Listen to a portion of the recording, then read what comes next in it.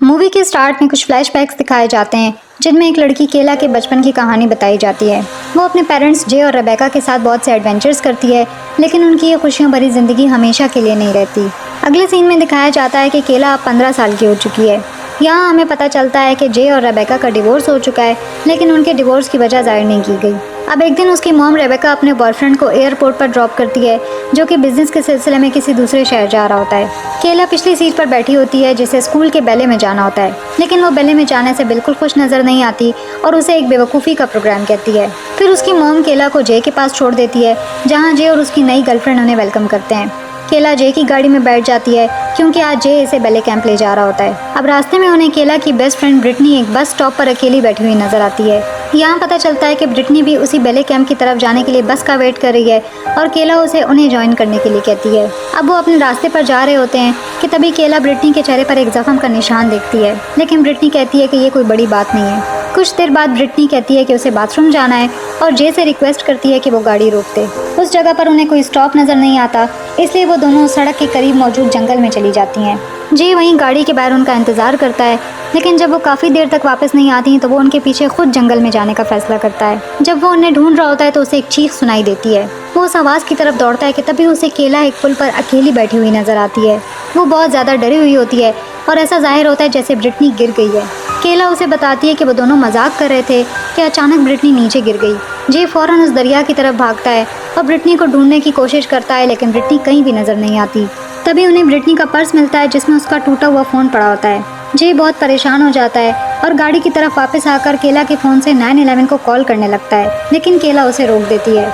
यहाँ केला उसे बता देती है कि उसने पहले झूठ बोला था, ब्रिटनी गिरी नहीं है, बल्कि केला ने उसे जानबूझ के धक्का दिया है क्योंकि ब्रिटनी एक इंतहाई बदतमीज़ लड़की थी। जे ये सुनकर कांप उठता है कि तभी एक ट्रक इनके करीब से गुजरता है। वो केला को लेकर फ़ौरन बैठ जाता है ताकि उस ट्रक से छुप सके, क्योंकि अब वो हर हाल में अपनी बेटी को बचाना चाहता है। अब वो कुछ सोचता है और एक प्लान बना लेता है। बैले कैंप जाने के बजाय वो दोनों वापस शहर की तरफ रवाना हो जाते हैं और रेबेका के ऑफिस चले जाते हैं। जे फ़ौरन ही अपनी एक्स वाइफ रेबेका को सब कुछ बताने में बहुत हिचकिचाहट महसूस करता है। जे को देखकर रेबेका कुछ हद तक हालात समझ लेती है और जे को एक गैर जिम्मेदार बाप ठहराती है क्योंकि उसने केला को बैले पर ड्रॉप नहीं किया। जे उसे केला के पास ले जाता है कि तभी केला उल्टी कर देती है और फिर अपना इन्हेलर मांगती है। केला को अस्थमा की बीमारी होती है और वो ये याद नहीं कर पा रही होती कि उसने आखिरी बार अपने इन्हेलर को कहाँ रखा था, इसलिए वो इसे नया इन्हेलर दिलवा देते हैं और केला को घर ले आते हैं। अब जब केला बात ले रही होती है तो रेबेका देखती है कि उसकी शर्ट फटी हुई है और वो उससे पूछती है कि ये कैसे हुआ, जिस पर केला उसे सब कुछ बता देती है कि उसने क्या किया है। रेबेका बाथरूम से बाहर आती है और वो और जे आपस में बहस करने लगते हैं क्योंकि रेबेका चाहती है कि वो दरिया की तरफ जाए और ब्रिटनी को ढूंढे, मगर जे उसे रोक देता है। जे उसे समझाने की कोशिश करता है कि ब्रिटनी ज़रूर मर चुकी है क्योंकि गिरने से उसकी गर्दन टूट गई होगी और अगर वो इससे भी नहीं मरी तो या तो डूब गई होगी या हाइपोथर्मिया से उसकी मौत हो गई होगी। वो उसे कहता है कि केला उनकी इकलौती बेटी है, इसलिए कुछ भी करके उन्हें उसे बचाना होगा। रेबेका समझ जाती है कि जे की बातों में वजन है और उसका साथ देने के लिए राज़ी हो जाती है। इसके बाद वो उस फटी हुई शर्ट को चिमनी में आग लगा देती है ताकि अपनी बेटी के खिलाफ हर सबूत को मिटा सके।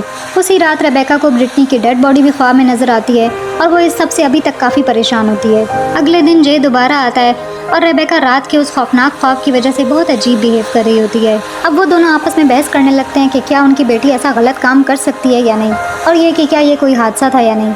केला उनकी ये सारी बातें सुनकर गुस्से से पागल हो जाती है।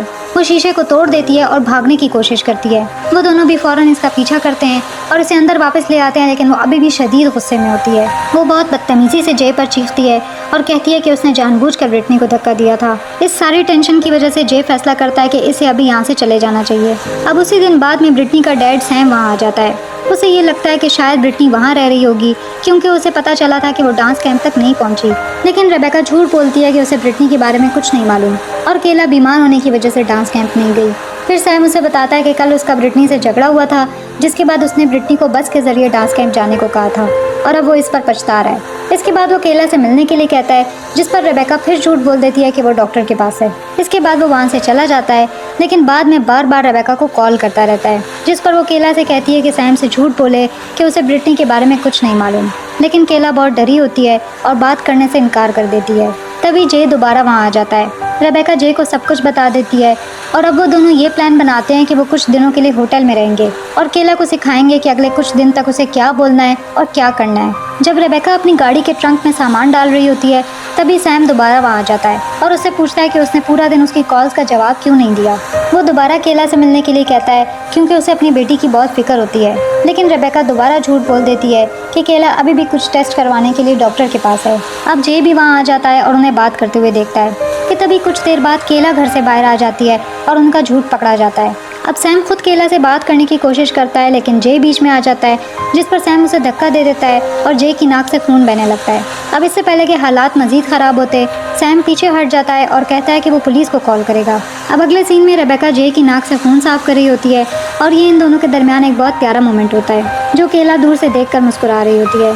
इसके बाद जे ब्रिटनी के चेहरे पर मौजूद उस जख्म के निशान का जिक्र करता है और बताता है कि वो इसका इस्तेमाल करते हुए ब्रिटनी के गायब होने का इल्ज़ाम सैम पर डाल सकते हैं। और चूंकि रेबेका ने एक होमिसाइड डिपार्टमेंट में काम किया हुआ है इसलिए जे अब एक प्लान बनाता है। अब रेबेका अपनी एक पुरानी कुलीग डिटेक्टिव केंजी के पास होमिसाइड डिपार्टमेंट में जाती है और एक झूठी कहानी बताती है।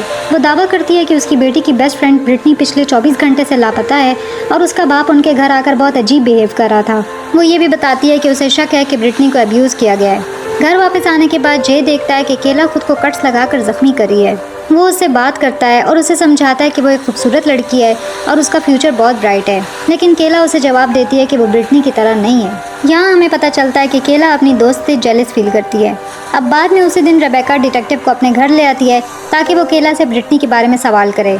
अब अपने पेरेंट्स की झूठी कहानी के साथ चलते हुए केला उस डिटेक्टिव से कहती है कि उसने ब्रिटनी को 2 या 3 दिन पहले एक जख्म के निशान के साथ देखा था, लेकिन उसके बाद इसने उसे नहीं देखा।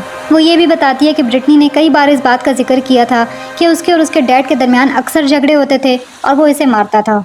अब जब डिटेक्टिव जाने लगती है तो वो कहती है कि अब वो ब्रिटनी के डैड से इंटरव्यू करेगी। उसके लहजे से साफ जाहिर होता है कि उसे यकीन हो गया है कि इस सब के पीछे सैम का हाथ है। इसके बाद 2 पुलिस ऑफिसर सैम के घर आते हैं और उससे सवालात करते हैं। सैम कहता है कि वो ब्रिटनी को ढूंढ रहा है और उसने उसकी मिसिंग रिपोर्ट करने की भी कोशिश की थी, लेकिन पुलिस ने इसे सीरियस नहीं लिया क्योंकि ब्रिटनी पहले भी भाग चुकी थी। इस बात से पुलिस ऑफिसर्स का शक मजीद बढ़ जाता है। एक ऑफिसर सैम पर अपनी बेटी को अब्यूज़ करने का इल्ज़ाम लगाता है, जिससे सैम साफ इनकार कर देता है और कहता है कि उसने अपनी बेटी पर कभी हाथ तक नहीं उठाया। अब अगले दिन जे केला को अपने घर ले जाता है, लेकिन वहाँ पहुंचकर उन्हें जे की गर्लफ्रेंड मिलती है। वो काफ़ी नाराज़ होती है क्योंकि उसे जे की गाड़ी में किसी लड़की का पर्स मिला होता है और वो जानना चाहती है कि ये आखिर किसका है। यहाँ हमें ये पता चलता है कि ये ब्रिटनी का पर्स है, लेकिन जे झूठ बोल देता है और कहता है कि ये केला का है। वो दोनों इस बात पर बहस करने लगते हैं और केला घर छोड़कर चली जाती है क्योंकि उसे अब भी ये बात नहीं पसंद कि उसका डैड किसी और के साथ रिलेशनशिप में है। इसी दौरान डिटेक्टिव्स रेबेका के ऑफिस आते हैं और इसे बताते हैं कि उन्होंने सैम के पड़ोसियों से भी सवाल किए हैं, लेकिन सैम के बारे में उनका ख्याल केला के बयान से बिल्कुल अलग है। वो रेबेका से पूछते हैं कि क्या केला ने कभी ब्रिटनी के फ़ोन गुम होने का जिक्र किया है, जिस पर रेबेका इनकार कर देती है। अब वो उसे बताते हैं कि उन्होंने ब्रिटनी का फ़ोन ट्रेस किया है और उसके फ़ोन की आखिरी लोकेशन डाउनटाउन में ट्रेस हुई है, जो जे के घर के करीब है। रेबेका ये सुनकर शॉक हो जाती है। दूसरी तरफ केला जे के घर से वापस अपने घर की तरफ जा रही होती है जब अचानक इसे सड़क पर एक गाड़ी की आवाज़ सुनाई देती है और वो दिखती है कि सैम आ रहा है। सैम एक बार फिर इससे पूछता है कि ब्रिटनी कहाँ है। इस बार केला रोने लगती है और कहती है कि उसका मकसद किसी को नुकसान पहुंचाना नहीं था। ये सुनकर सैम बहुत परेशान हो जाता है और केला डर के मारे अपने घर की तरफ भागने लगती है।